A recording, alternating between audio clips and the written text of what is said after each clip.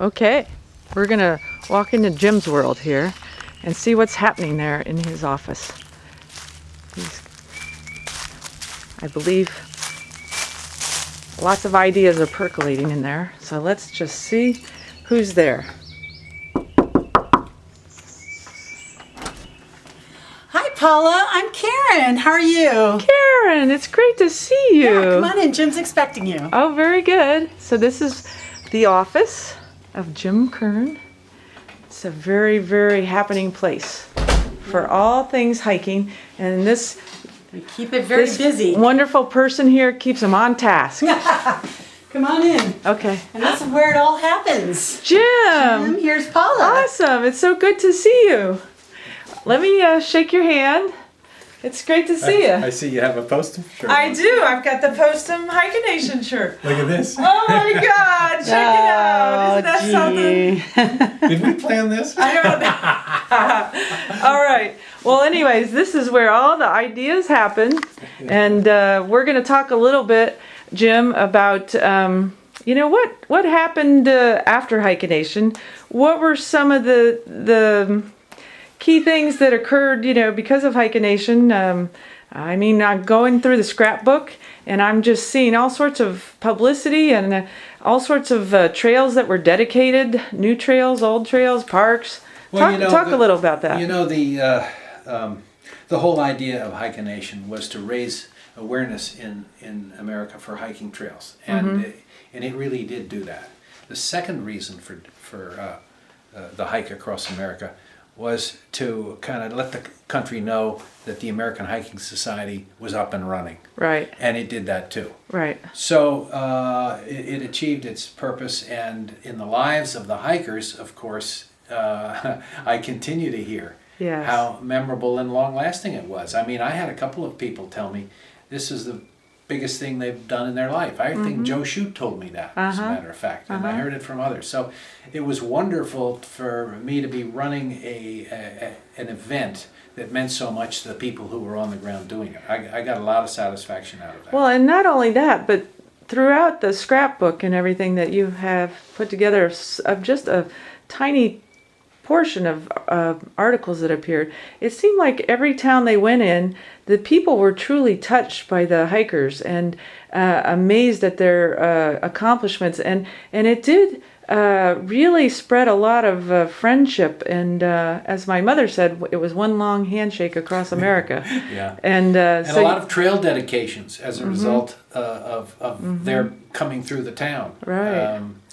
But here's an interesting thing about hikers. When you've been on the trail for a week or two or three or a month, you start looking pretty scuzzy. Right.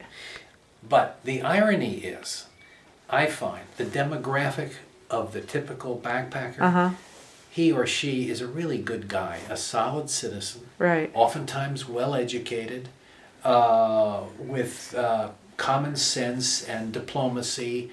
And so these hikers come into town looking like they're homeless. Right. And the folks discover that they're really an impressive group of people, right? Would you agree with me on that? I would agree with you. And so that's an ironic event that happens in every town. Now talk about another piece of this, but along the way there was a lot of focus and talk about the East Coast Trail and trying to get something done on a trail that would run from the West Coast to the East Coast. Talk about the how HikaNation kind of led up to the All right. that whole American Discovery Trail. Sure. Yeah. The question was, after it was over, what can we do to memorialize the trail? And Backpacker Magazine wanted to get involved with us in this, and that was fine. The question became, what should the final route look like? Right. Where should it go? And what has evolved over quite a few years is that it became more and more of a multi-use trail idea. Right. And less of a footpath only idea. Right. And Backpacker was also, by the way, interested in seeing the trail go close to some of the urban areas of the country, whereas when we planned it, we wanted to keep it as far in the boonies as we could. Right. That's oftentimes the hiker's perspective. And you wanted to avoid road walking as well. Right. So there's been a compromise over time, and the American Discovery Trail emerged directly out of HikaNation.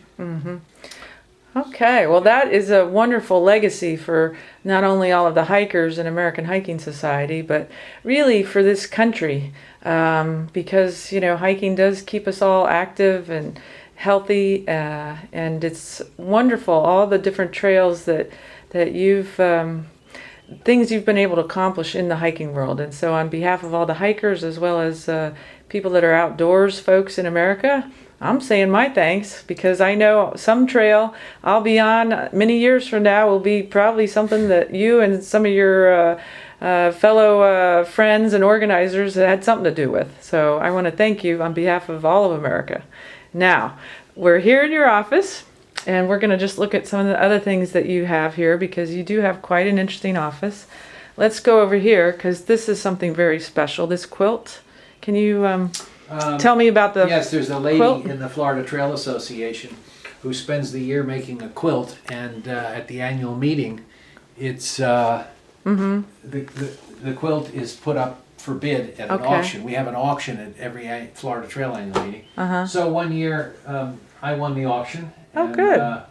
Those are pictures from Florida Trail events during the year.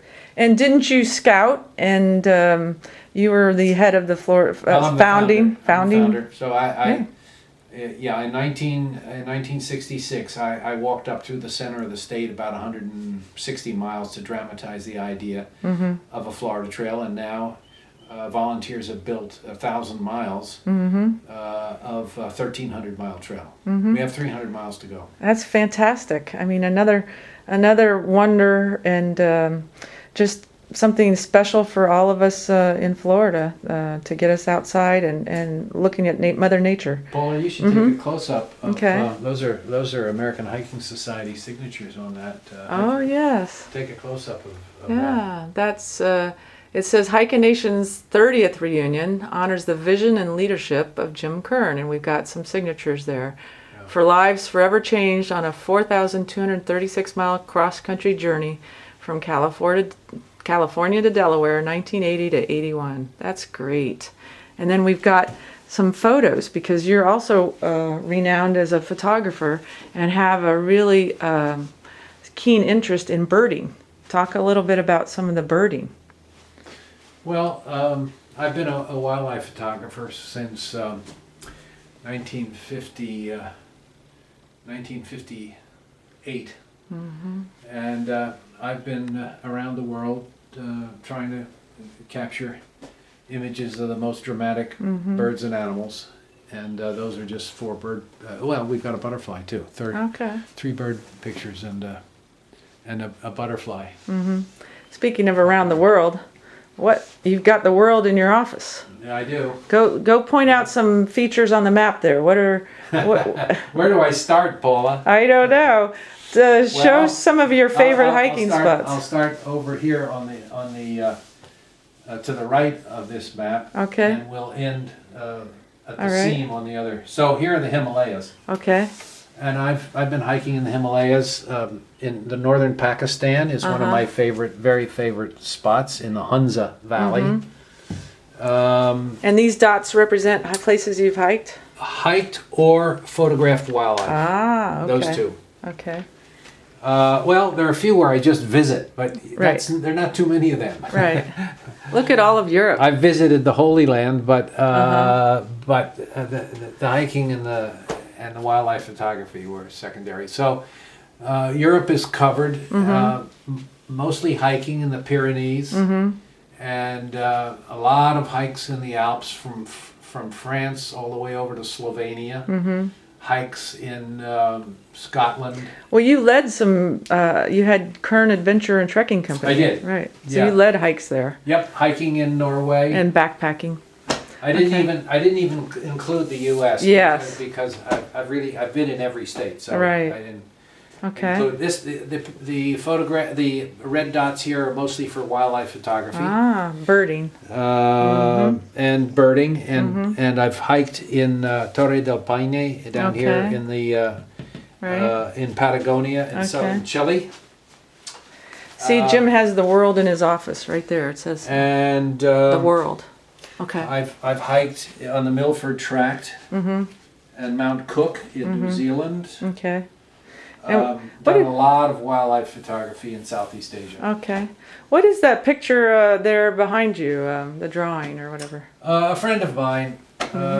There's a tower on my property that gives you a great view of this flat state of Florida. Okay. It's about 8 stories tall, and you can look up and down the Intracoastal Waterway. And I brought Frank Peabody down, and he spent some time here. And he's a watercolor artist, and he did that for me. Oh, that's wonderful. So there you have Oh, it. there you go. Okay. All things Jim Kern. We appreciate your time, and we'll see you down the trail. Very good.